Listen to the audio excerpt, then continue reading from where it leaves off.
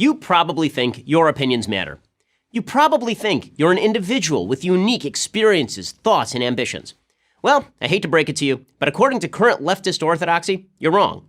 You see, your opinion only matters relative to your identity and where that identity ranks on the hierarchy of intersectionality. If you're now thinking, what the hell are you talking about? You haven't spent much time on a modern college campus. Intersectionality is a form of identity politics in which the value of your opinion depends on how many victim groups you belong to. At the bottom of the totem pole is the person everybody loves to hate, the straight white male. And who's at the top?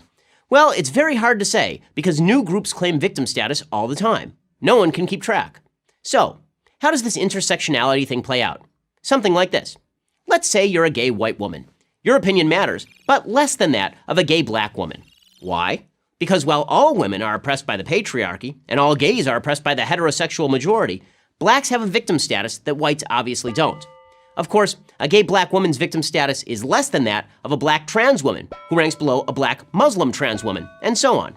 The more memberships you can claim in oppressed groups, the more aggrieved you are, and the higher you rank.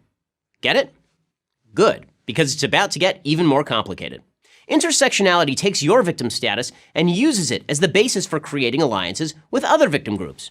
30 or 40 years ago, activists encouraged racial solidarity among blacks to combat oppression. But today, that's not enough. Today's activists demand blacks make common cause with other allegedly oppressed people, gays, lesbians, transgenders, Palestinians, Native Americans, whomever. Here's the logic. A black gay and a Hispanic gay may not belong to the same victim group racially, but they do belong to the same victim group on the basis of their sexuality. By focusing on the places where various victim identities intersect, intersectionality creates a united us versus them paradigm, righteous victims rising up together to fight the oppressor, those dreaded straight white men. This explains why at a rally protesting the treatment of Palestinians by Israel, you might see a contingent of lesbian activists. That's intersectionality at work. They're so united by their victim status that it doesn't matter if Islamists throw gays off of buildings or murder female family members who defy their father's wishes. Victim solidarity trumps all other considerations. The term intersectionality was coined by Kimberly Crenshaw, a professor of law at Columbia University. She explains that intersectionality was my attempt to make feminism, anti-racist activism, and anti-discrimination law do what I thought they should, highlight the multiple avenues through which racial and gender oppression were experienced. To Crenshaw, America is a terrible place full of victim groups, each with their particular set of grievances. Why shouldn't these victim groups get together and form a political coalition unified by the belief that the majority society has harmed them? That some professor tucked away in an ivory tower would come up with this nonsense is not surprising.